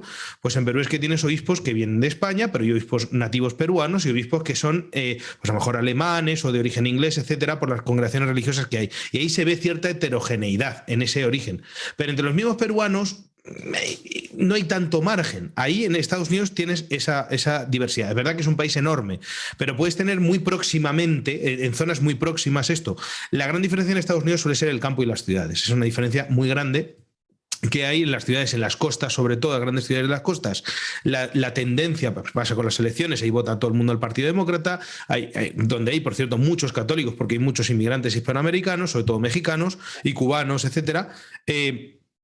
Aunque los cubanos suelen ser más, en fin, más favorables a los republicanos, sobre todo últimamente a partir de Trump, porque antes no lo eran, pero todo este giro que se ha dado es así. Entonces es muy llamativo. Pero es que hay que entender también que la Iglesia Católica en Estados Unidos ha ido de manera muy distinta que en Europa. Antes hablaba el padre Gabriel de la herejía del americanismo, Gibbons y todos estos que lo proponían, que eran bastante suavecitos. Es decir, lo que decían era erróneo, pero yo te digo que hoy día, por ejemplo, esta gente al contrario, o sea, más bien pasarían por peligrosos tradicionalistas, ¿eh? O sea, en fin, porque ellos lo que decían era, en un momento donde la Iglesia, frente a los liberales europeos, que no eran los mismos, estaba poniendo, claro, pero es que es lo que hay que intentar. Yo he dicho antes que había persecución en América. Había persecución por parte del pueblo. Es decir, había grupos, por ejemplo, los mismos Ku Klux Klan y toda esta gente que perseguían a los católicos. Había grupos de protestantes. Incluso si quieres a nivel legal, la ley seca se dice que fue una cierta ley anticatólica, porque los puritantes, más bien los puritanos protestantes, prohíben el alcohol, mientras que los católicos tomaban. Entonces, una ley seca perjudicaba sobre todo a los católicos.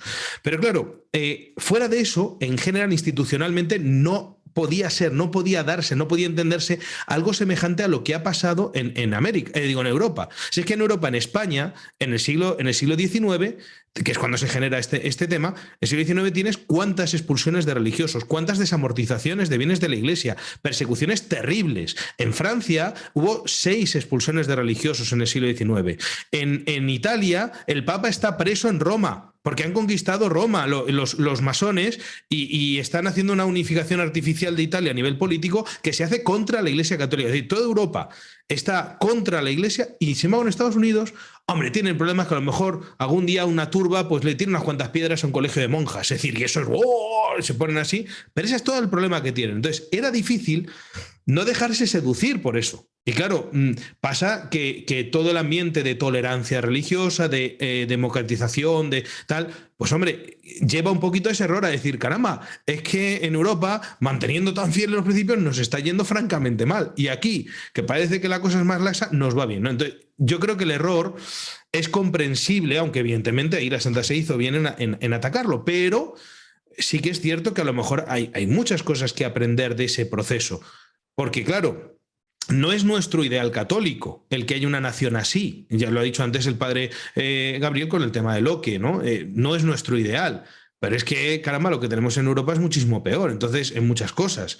Entonces uno dice, habrá que ver cómo se ha sabido mover la Iglesia, que en Estados Unidos ha crecido muchísimo y ahora es cuando está cayendo.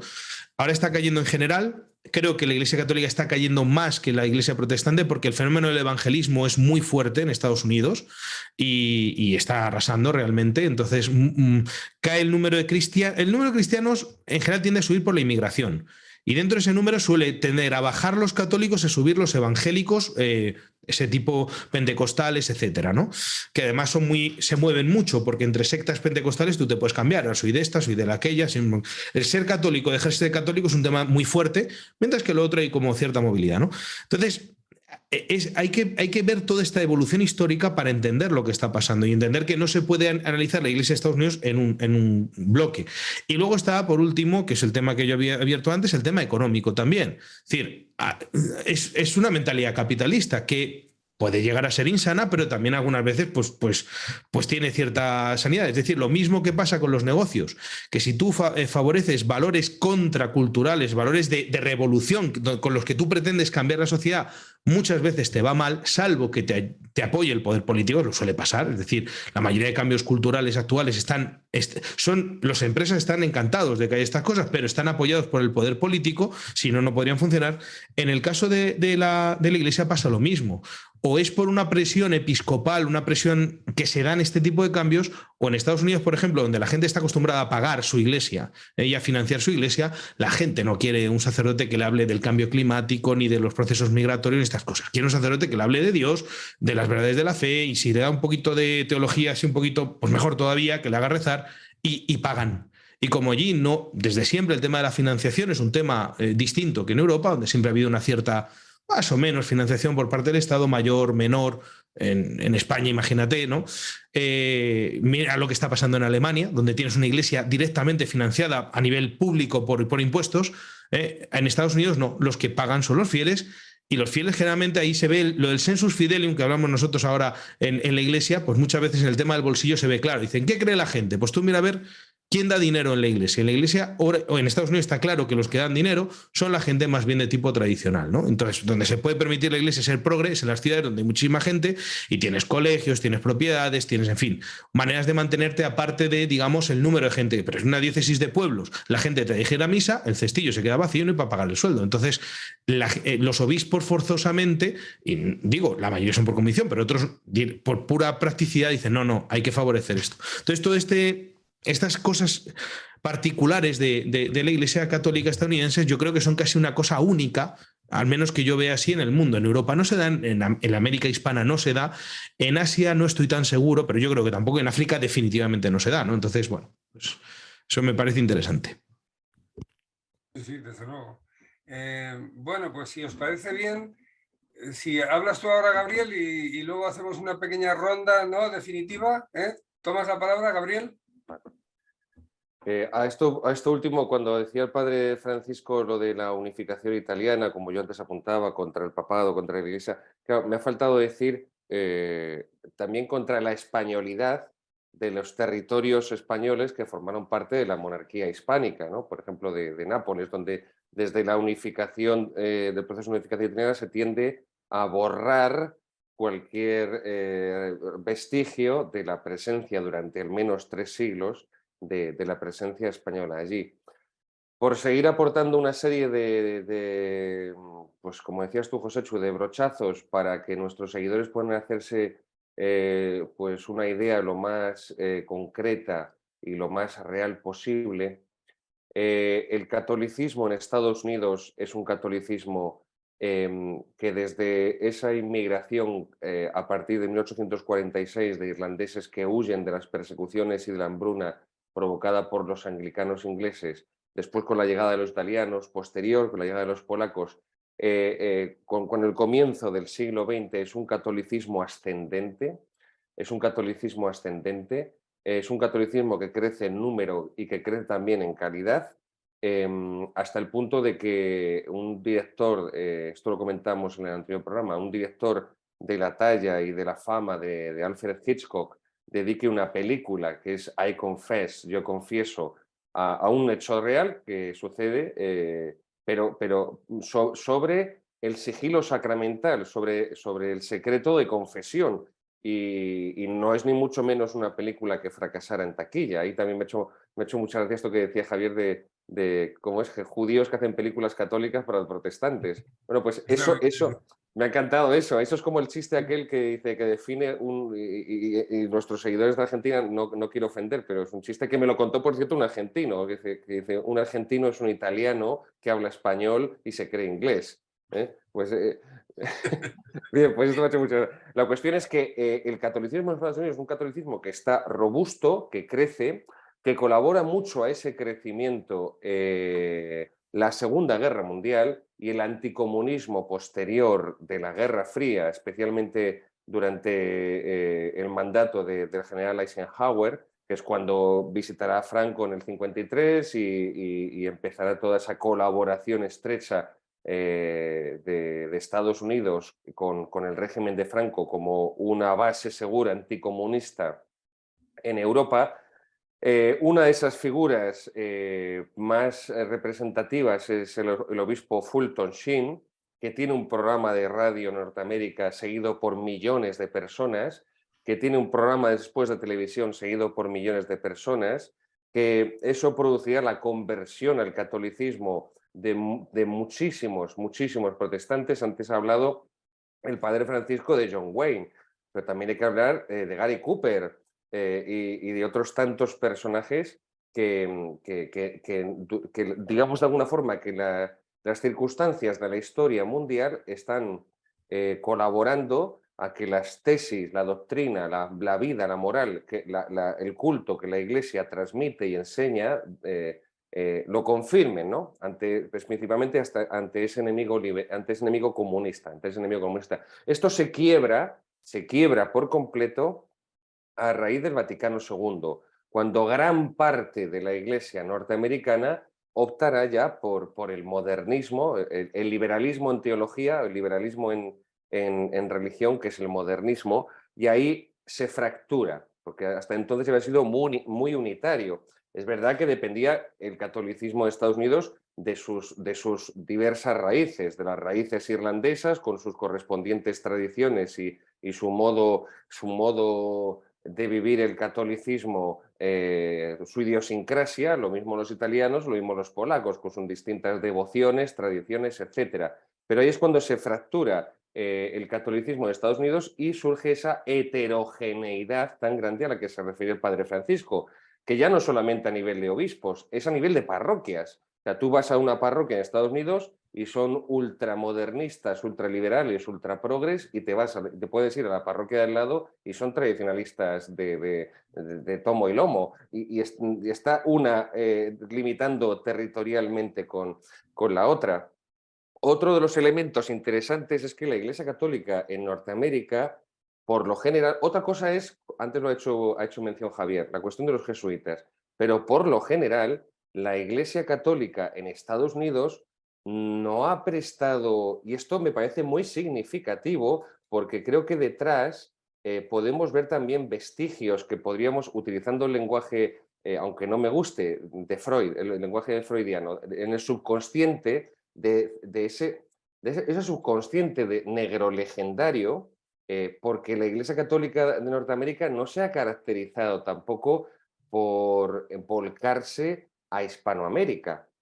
O sea, no han llovido misioneros norteamericanos a Hispanoamérica, porque Hispanoamérica ya era católica.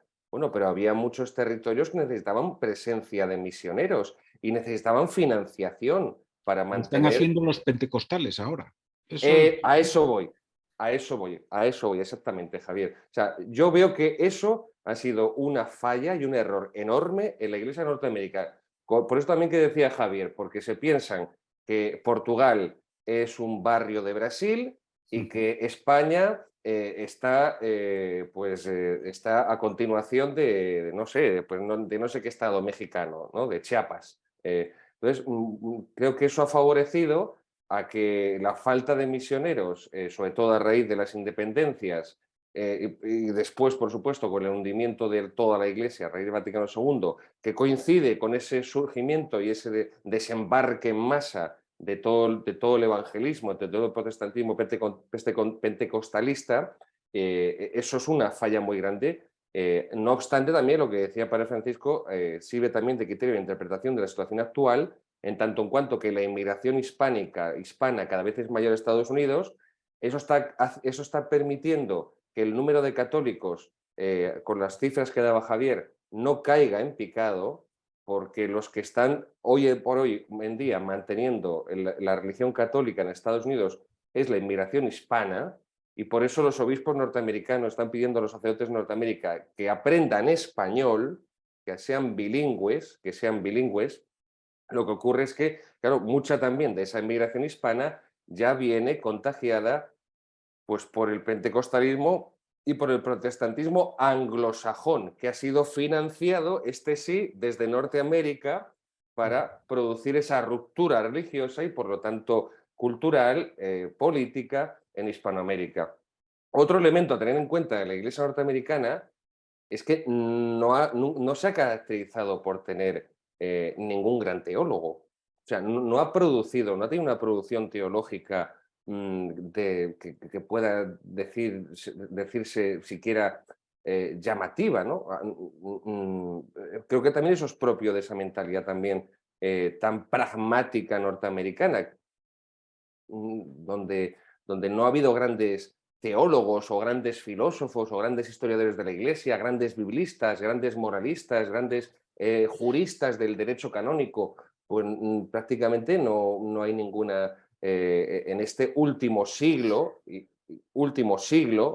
no ha salido ninguna producción notable de Estados Unidos. Y por último, y para acabar ya de describir una situación complejísima, tenemos por un lado a lo que también hacía referencia, un presidente actual en Norteamérica, que es Biden, que es católico supuestamente, al menos católico de origen y de práctica, amiguísimo de los jesuitas en Norteamérica, y que legisla y promueve una serie de, iba a decir valores, no, de contravalores opuestos frontalmente con lo que es la moral católica, mientras que por otro lado tenemos, y que además es un decidido globalista, un decidido partidario del globalismo, del nuevo orden mundial, mientras que por otro lado hemos tenido a Trump, que era un protestante, que era un decidido antiglobalista y que sin embargo ha sido y ha promovido políticas que estaban en gran parte en consonancia con los postulados morales que enseña la Iglesia. Por ejemplo, todos hemos asistido a lo que ha supuesto la revocación de la sentencia Rose versus Wade y el paso de gigante que se ha hecho en materia favorable a la vida, luego contraria al aborto en Estados Unidos, y ha sido gracias al protestante Trump. Luego, claro, es comprensible que esto produzca cierta confusión porque ya el fenómeno se torna complejo cuando el presidente católico se posiciona y promulga y legisla contra la moral católica, mientras que el protestante lo hace a favor. Y hay cada vez también más evangélicos, más protestantes en Estados Unidos, partidarios de la vida, activos pro vida, activos luchadores contra el aborto y como nos dicen a nosotros muchos de nuestros seguidores, y yo también lo puedo suscribir, encontramos más afinidad con un protestante que es Trump que con el mismo Papa Francisco. Pues sí, así es.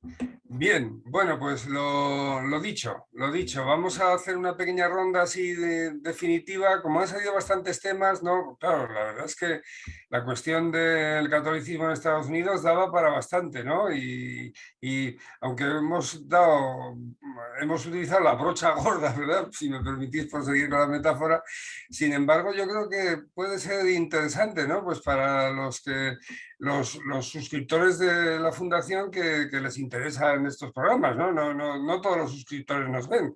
Aquí los suscriptores suelen enganchar lo que les gusta. Esto es como el mercado, ¿no? Cada uno va a coger el dentífrico que le apetece, ¿verdad? Además, yo creo que en Estados Unidos también tenemos gente que ve el canal de la Fundación Gustavo Bueno. Igual será conveniente estar un poco atentos a ver en los comentarios de dónde vienen, ¿no? Esta vez, ¿no? Porque le hemos dado un sesgo un tanto diferenciador, ¿no? Con esto de hablar los católicos del catolicismo en Estados Unidos, ¿no? Bueno, pues nada más. Yo esto simplemente digo, os paso la palabra y hacéis un pequeño cierre de 2, 3, 4 minutos y nos despedimos, ¿vale? Cogemos el orden de antes, si os parece bien. Javier, José, Francisco y Gabriel. Y terminamos. Muy bien. Yo incluso sugeriría dedicarle otra sesión, vamos, lo que diga José, con algunos temas. Los voy a anunciar muy... Es que es una materia inacabable, es oceánico, pero, por ejemplo, en el billete de $1 figura la expresión "In God we trust", que no es desde los orígenes, sino que es desde los años 60. Y es para marcar una profunda, o sea, esto es una decisión gubernamental, si no me equivoco, vamos, si no he leído fuentes equivocadas, es una decisión gubernamental de decir, la Rusia roja no cree en nada, es atea, pero nuestra confianza la ponemos en Dios. Que es llamativo en una nación y en un estado que no tiene, que es aconfesional, estatalmente es aconfesional.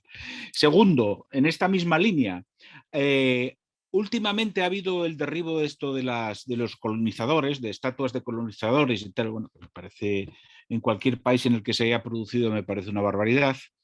Pero lo que había antes de esa última virulencia era que a menudo llegaba al Tribunal Supremo o a los tribunales de apelación o a los tribunales en general casos de que, por ejemplo, en tal universidad hay un bajo relieve que son las tablas de la ley de Moisés. ¿Qué hacen ahí? ¿Y qué hacen ahí? ¿Qué hacen ahí? Y se quedaban ahí por dictamen del supremo, que puede tener épocas más, digamos, más conservadoras y épocas más progresistas. Pero bueno, en cualquier caso, no hay la virulencia. Por ejemplo, el caso de la memoria histórica recién aprobada por el gobierno y el Valle de los Caídos y otras muchas cosas, no se produce con la virulencia con la que se produce en España, ni mucho menos. O sea, yo creo que la gente está mucho más asentada, no sé. Es como si hubieran huido, porque es así, huyen de la Europa en la que hay guerras de religiones, llegan a Estados Unidos y dicen, se acabaron los problemas, yo lo que quiero es vivir, no que me venga un calvinista y me pegue un tiro o que venga yo qué sé, un episcopaliano, no, se acabó. Es decir, vamos a convivir lo mejor posible y lo han cumplido, ¿eh? Y lo han cumplido y lo siguen cumpliendo, salvo situaciones así extremas y puntuales. Entonces, el tema del revisionismo que hace el propio cristianismo de sus creencias y de su presencia en la historia, yo creo que también es un aspecto. Y luego, en consonancia con esto último, el revisionismo, que a mí es un tema que particularmente me parece muy interesante, el revisionismo del catolicismo negro, de los católicos negros, que son un 4%, un 3 o un 4%, o sea, es una mínima.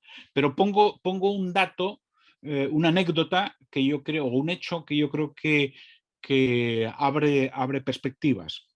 Hace 6 años aproximadamente, o 7, la Universidad de Georgetown, de los jesuitas en Washington, donde estudió Felipe VI, anunciaron que todo ciudadano de color que pudiera demostrar mínimamente, o sea, no se pedía pasar un año en los archivos para encontrar los datos, ni mucho menos, que mínimamente pudiera fijar su descendencia de los que un día fueron esclavos de la Universidad de Georgetown, que los hubo, y tienen una historia terrible,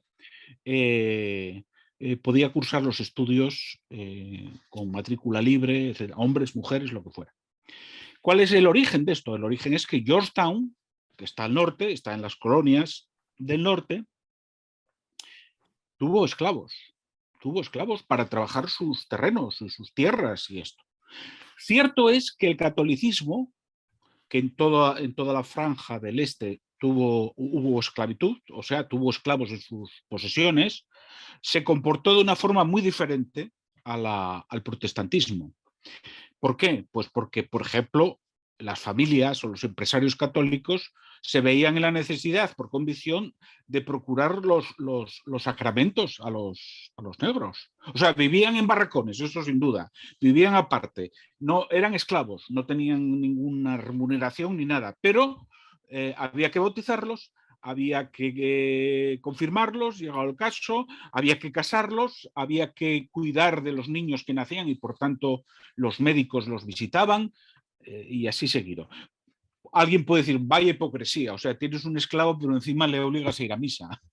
Bueno, no vamos a entrar en eso, pero esto fue así. Y entonces, en un momento dado, Georgetown tiene una quiebra económica importante y venden, no sé si fueron 200 esclavos, que eran todos los que tenían, y los venden a una explotación, no recuerdo ahora si de Mississippi o Alabama, donde fueron temblando porque sabían que iban a pasarlo mucho peor, porque el jefe, el Massa, el que los iba a manejar, no era un católico y por tanto eran mucho más brutales. Bueno, esto lo dejo ahí planteado porque, bueno, alguno de vosotros puede parecerle interesante, ¿no? La Iglesia Católica negra, que luego tiene una evolución durante el siglo XX muy... ¿Por qué? Porque en el año 68 una reunión de católicos, sacerdotes también, negros, se reúnen y dicen: la Iglesia Católica es blanca. La realidad de la Iglesia Católica en Estados Unidos es que es blanca y segregadora, que era verdad. Y a partir de ahí hubo ciertos movimientos. Bueno, bien, esto como sugerencias, pero a lo mejor hay temas mucho más importantes. Bueno, antes de pasar la palabra a Francisco José, es que me he acordado antes de cómo se llamaban las compañías y ya se me había olvidado decirlo. La compañía de Plymouth y la de Londres son las que van allí a tomar el territorio y a llevarse la madera y todo lo que pillaran, ¿no? Y la ciudad era Jamestown, a la que querían ir los del Mayflower, pero se quedaron más al norte. Bueno, ese apunte. Francisco José, tienes la palabra. Muy bien. A ver, en 1605, el padre Juan de Mariana escribió un tratadito que se llama El discurso de las enfermedades de la Compañía de Jesús o discurso sobre las cosas de la compañía, que a mí me parece interesantísimo porque es un discurso donde él, que le supuso, en fin, luego pues caer en desgracia precisamente dentro de la compañía, él examinaba las deficiencias en el gobierno, acusando el problema que empezaba a haber de monarquía absoluta en el gobierno de la Compañía de Jesús, ¿no? Es uno de los grandes problemas de la época. Claro, él decía que el modo de gobernarse la compañía, que era un modo desde las congregaciones provinciales, donde la gente que estaba cercana decidía las cosas inmediatas, y el gobierno cuanto más alto era más general, es decir, el gobierno general tenía que ser para las cosas muy generales, mientras que las cosas específicas, concretas, tenían que ser para lo pequeño, era el modo original, y que se había tornado, sobre todo en la época del general Aquaviva, por un modo de gobierno muy autoritario, donde el de arriba, sin saber, decía las cosas. Y bueno, él da una serie de consecuencias de las cosas que se dan, que, bueno, que quiera que los lea porque es interesantísimo, porque son grandes males que hoy se pueden verificar en la Iglesia, empezando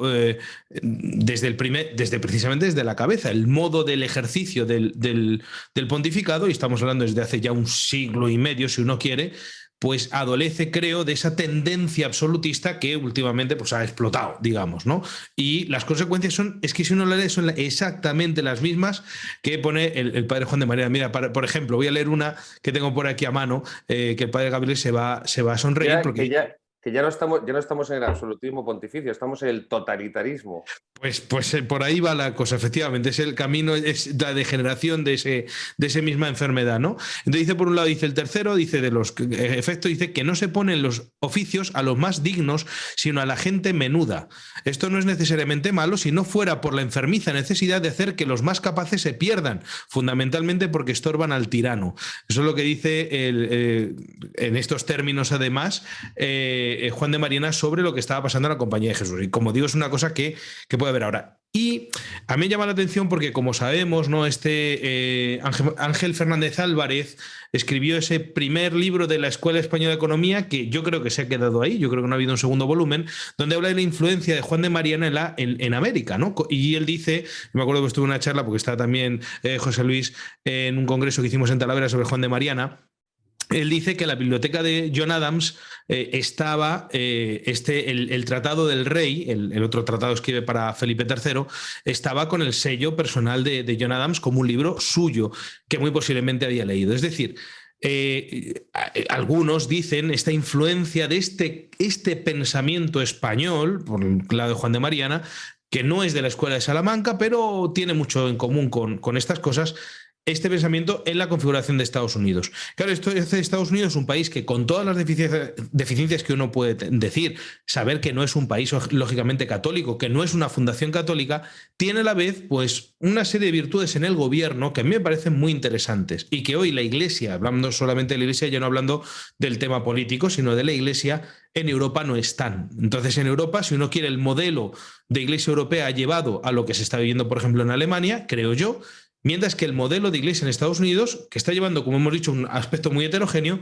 sí que ha llevado a una presencia cultural importante. Es decir, yo creo que la Iglesia hoy en Estados Unidos tiene mucha más fuerza cultural que la que tiene en Europa, y fíjate si en Europa podemos hablar de siglos de catolicismo y sin embargo es irrelevante, y en Estados Unidos, antes he hablado de algunos ejemplos, como ejemplo Monseñor Sheen, etcétera, no hablemos de la EWTN, por ejemplo, fundada por la Madre Angélica, o tantas obras que tienen un impacto social real. En Europa no está, siendo la Iglesia mayoritaria y, bueno, pues en fin, habiendo sido fundada desde el punto de vista católico. Entonces, yo creo que hay que mirar mucho a la Iglesia de Estados Unidos porque tiene una serie de virtudes que la Iglesia en general necesita, y que no son cosas derivadas de la Constitución americana, sino, como digo, a través de cosas que venían de Europa, que han sido, bueno, por la situación histórica, por una serie de avatares, tamizadas, purificadas, y oye, pues se han dado de esa manera, con sus peligros, pero que a veces la gente como desprecia, sobre todo en el caso de la Iglesia estadounidense, como si fuera una cosa, no, y hay que fijarse bastante porque a mí me parece... bueno, pues que tiene claves precisamente para superar esta crisis que tenemos, que como hemos dicho muchas veces, siendo una crisis de la Iglesia, afecta en general, dado que la Iglesia ha tenido este papel salvador de la razón que reconocemos, pues también puede hoy ejercer ese papel si se purifica y se sana y es un poquito más fuerte, ¿no? Pues eso es lo que quería decir.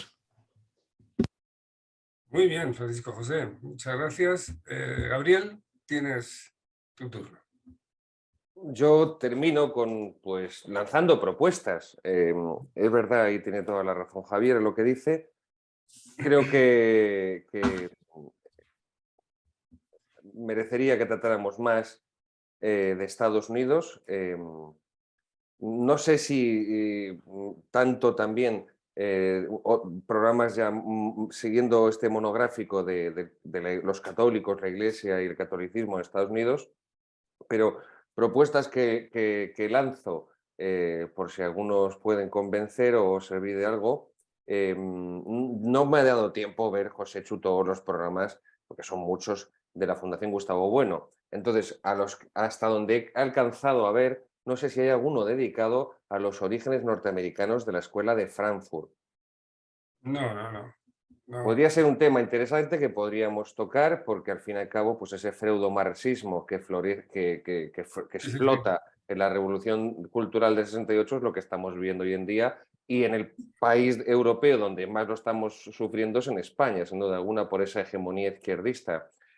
Otro de los temas que podríamos tocar en programas futuros, siguiendo con esta estela de aproximación hacia lo que es Estados Unidos, que insisto, por ese antiamericanismo que tenemos sembrado por la izquierda en España y conservado por la izquierda, pues que el común de los mortales tiende a caricaturizar y a tener una imagen muy reduccionista y muy simplista de los Estados Unidos, que estamos viendo que es bastante complejo, podría ser también otro tema a tratar, la cuestión del anticomunismo. La cuestión del anticomunismo, pues no solamente después de la Segunda Guerra Mundial, como yo hacía referencia antes con Eisenhower y la amistad con Franco y demás, sino también, por ejemplo, en la etapa de Ronald Reagan, con ese apoyo a las dictaduras en Hispanoamérica o en Iberoamérica también, por extenderlo a Brasil, para detener la guerrilla comunista fomentada por la teología de la liberación, fruto de esa protestantización de la Iglesia Católica y demás.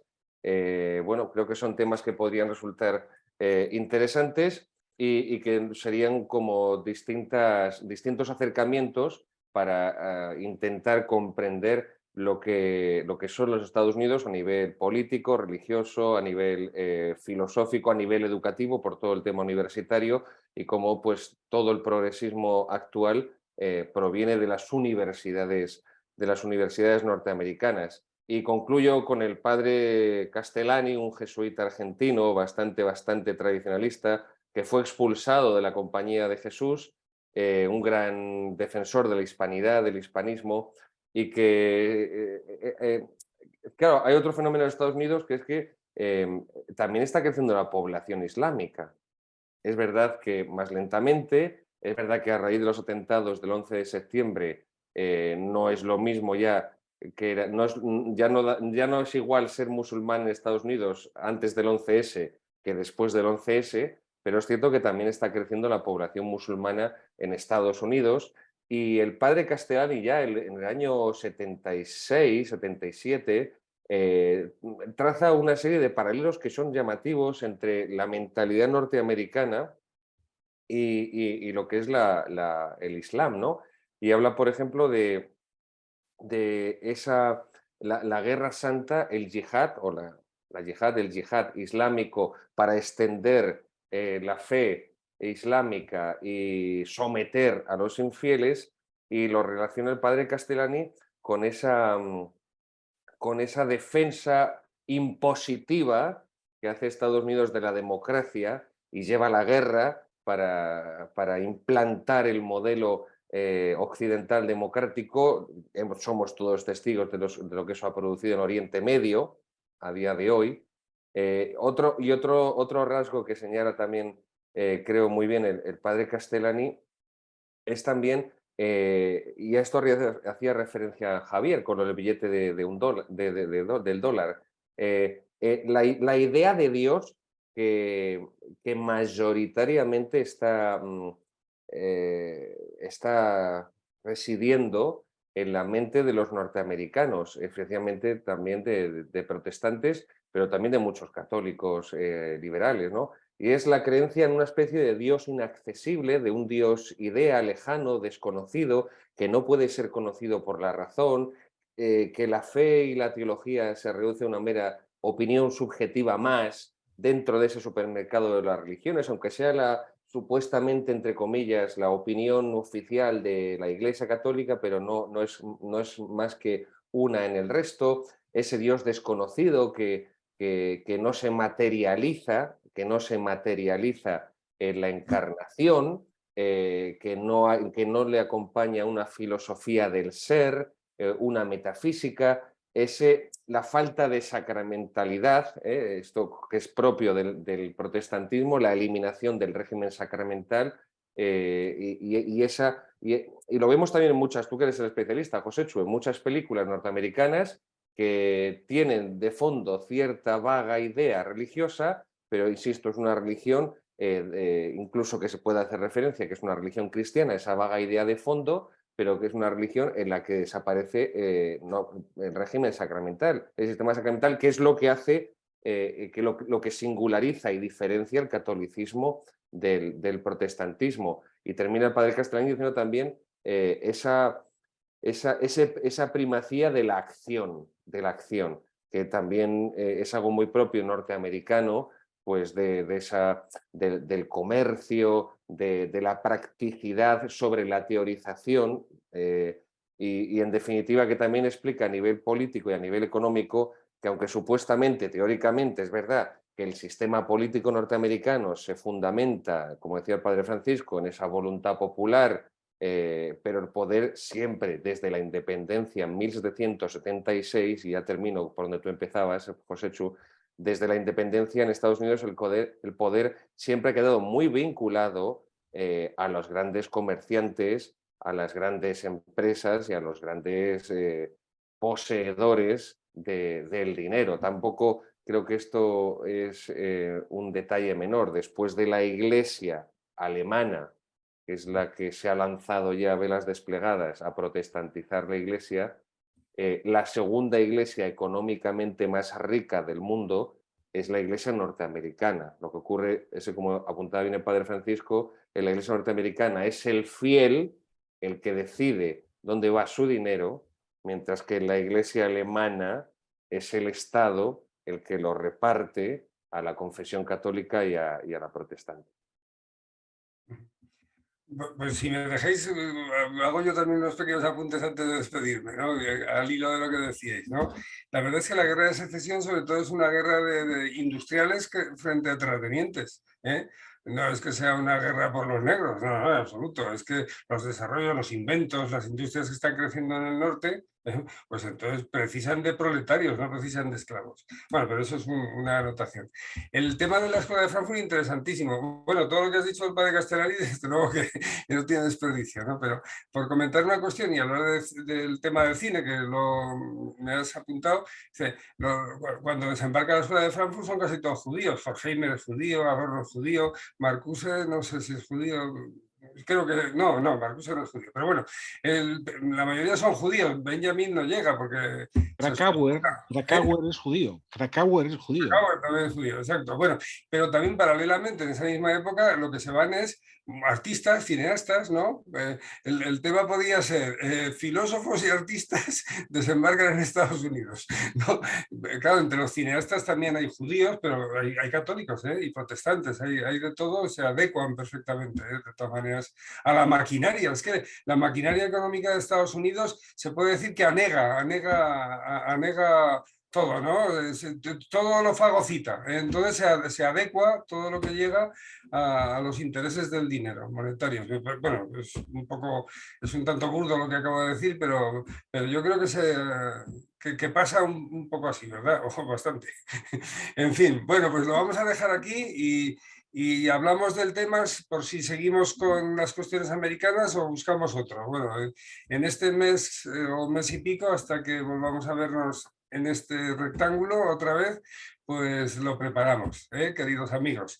Bueno, pues nos despedimos de los que pues con tanta paciencia nos escuchan y nos ven y les damos las gracias, ¿no? Por eso, precisamente, por su paciencia y esperando que otra próxima entrega estén con nosotros y en otras próximas también. Muchas gracias a todos. Hasta la próxima. Bien. Venga, nos vemos. Adiós. Chao, chao. Adiós a todos.